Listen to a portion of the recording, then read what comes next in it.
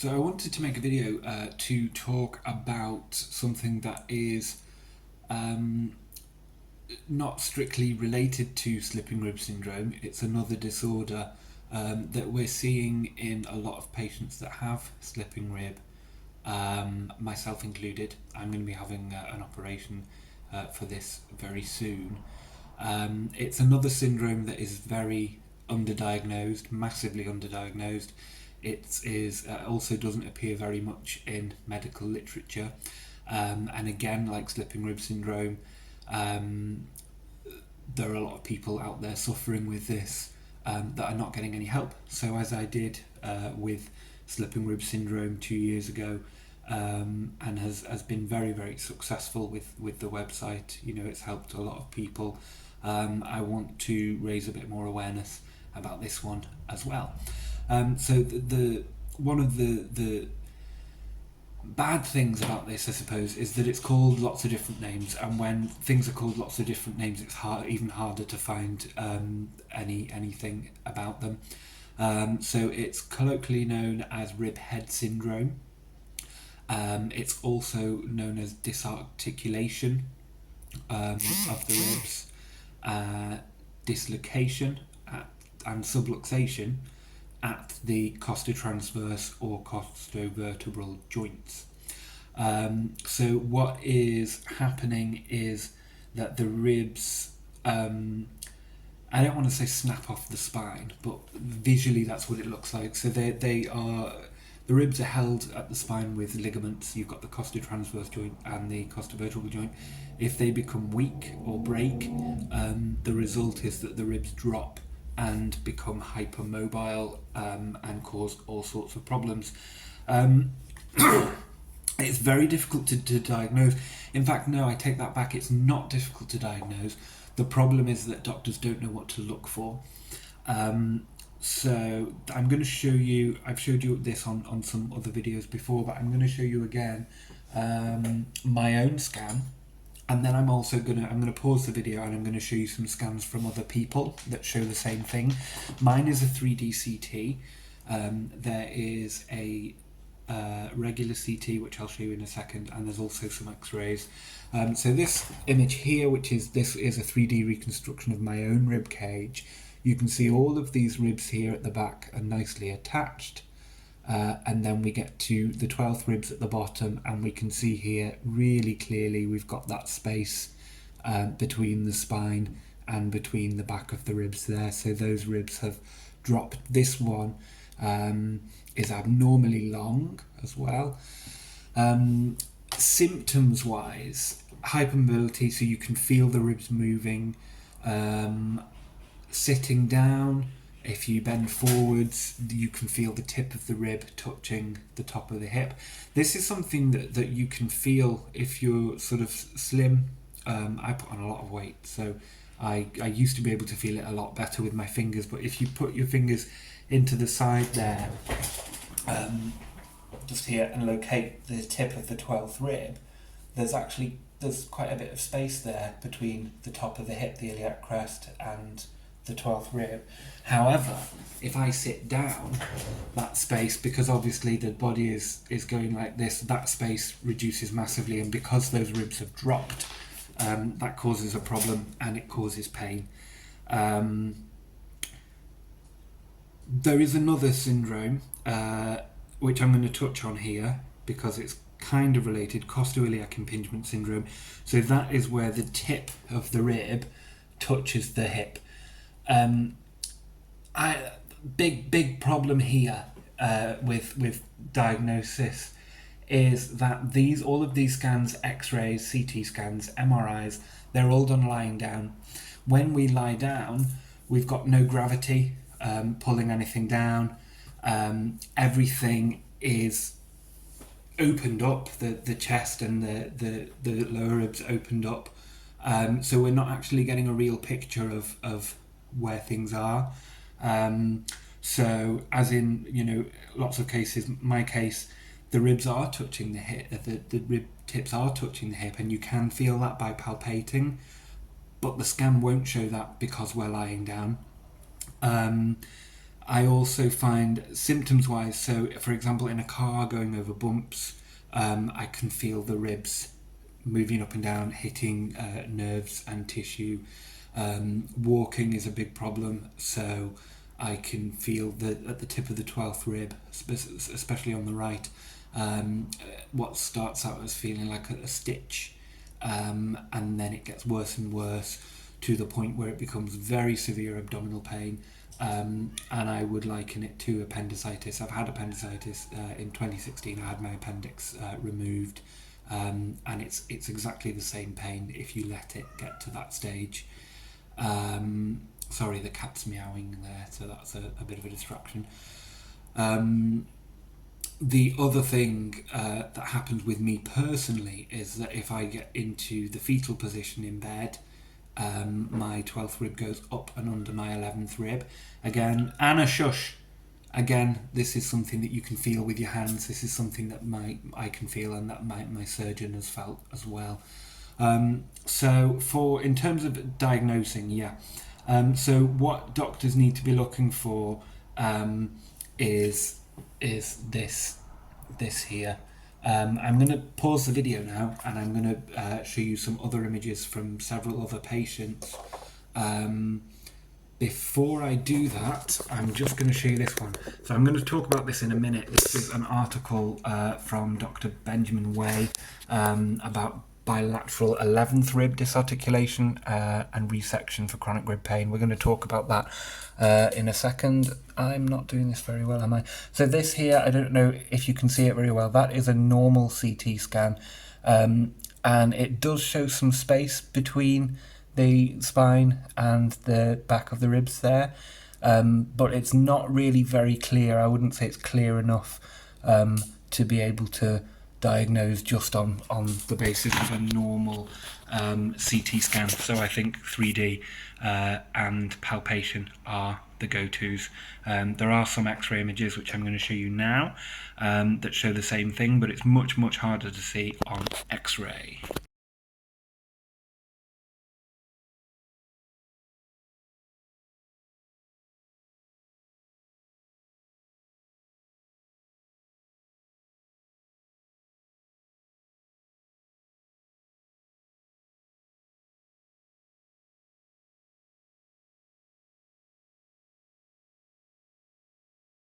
See that those images are all showing the same thing, and it's always the 12th and 11th ribs, and I think that's because obviously the higher ribs are attached at the front as well, with the costal cartilage at the front.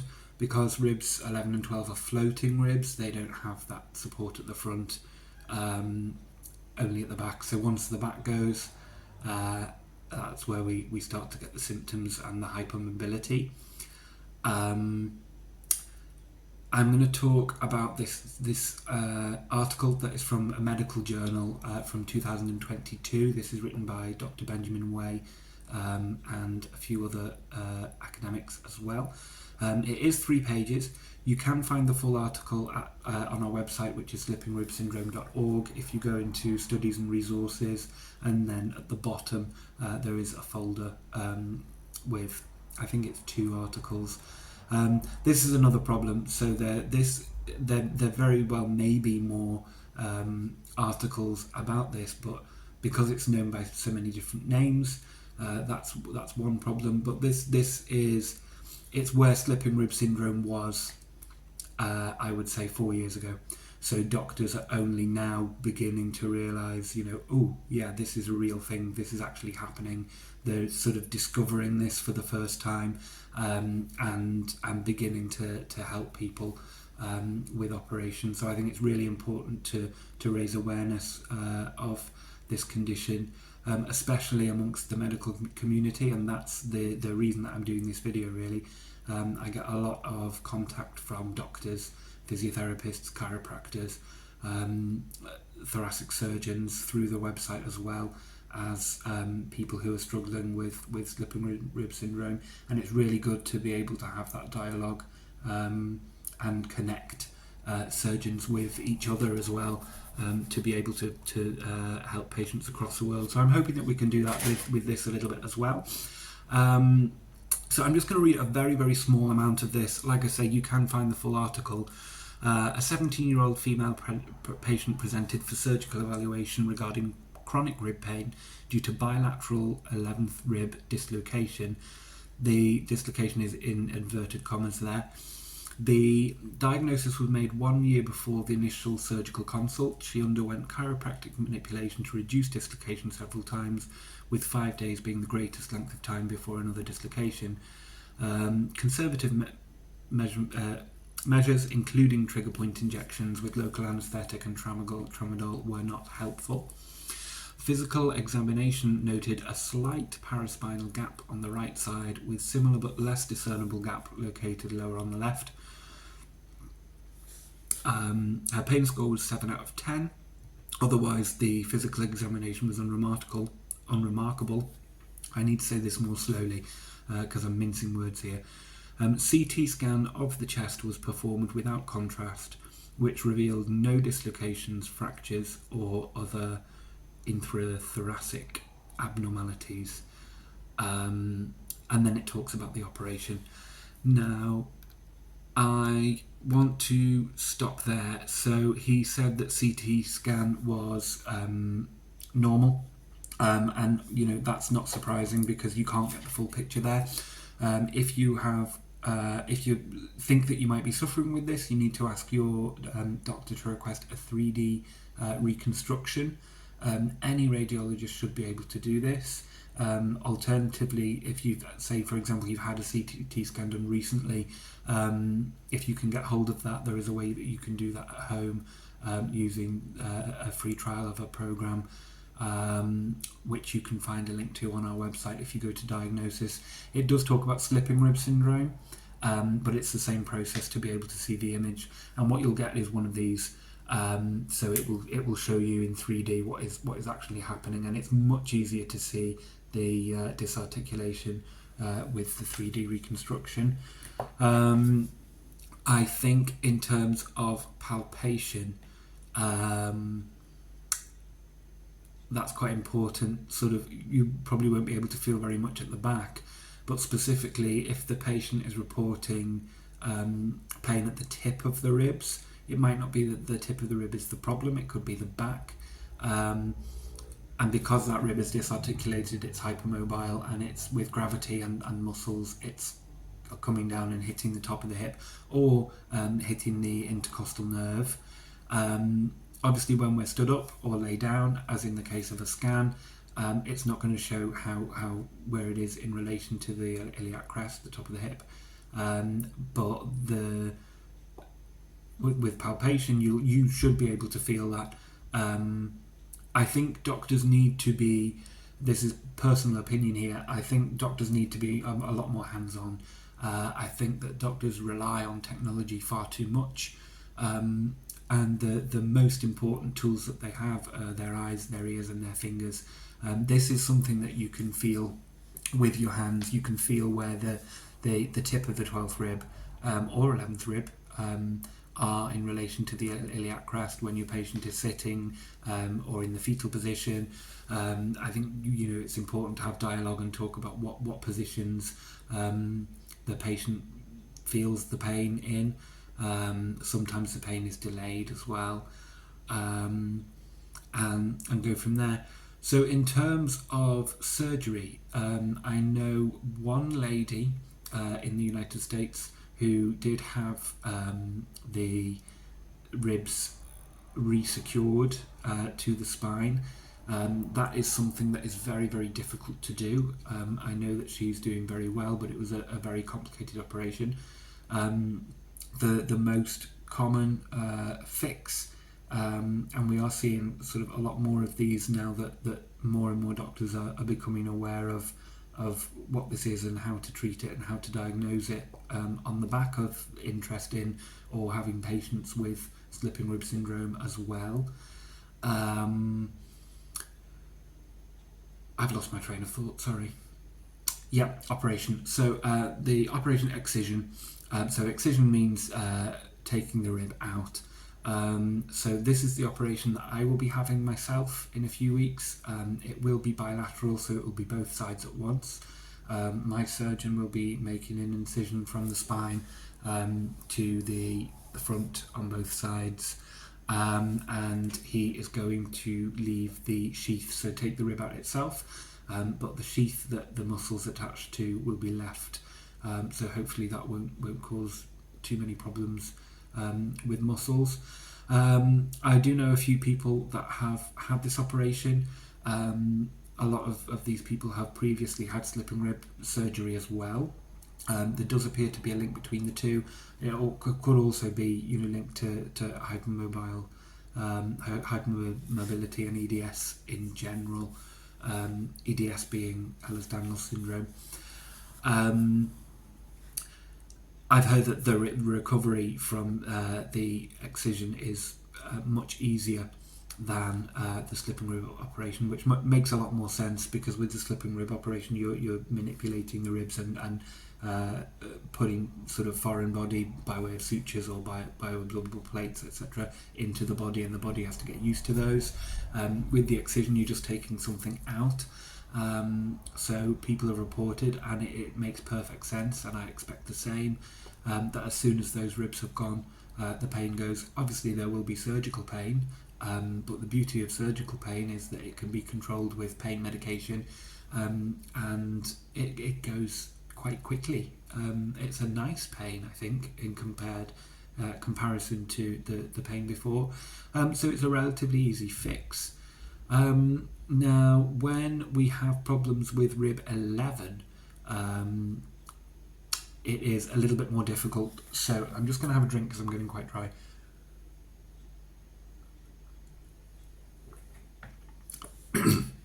By removing rib 11, it would expose the kidneys, and also when the ribs are removed, there's a little bit of rib left at the back. That would be very sharp and is in very close proximity to the kidneys, so that would run a risk of puncturing the kidneys, which is something that we don't want. Whereas the 12th ribs being lower don't have that problem. So if you look back to my previous operation, I'll just give a very quick overview. So I had on the right side, I had ribs 9 and 10 sutured to the ribs above, and my 11th rib, which was very hypermobile, that may well have dislocated at the back actually, but we didn't know that at the time. That was tethered to rib 10, and it's still a little bit tender, it still moves a little bit, but it's a hell of a lot better than it was before.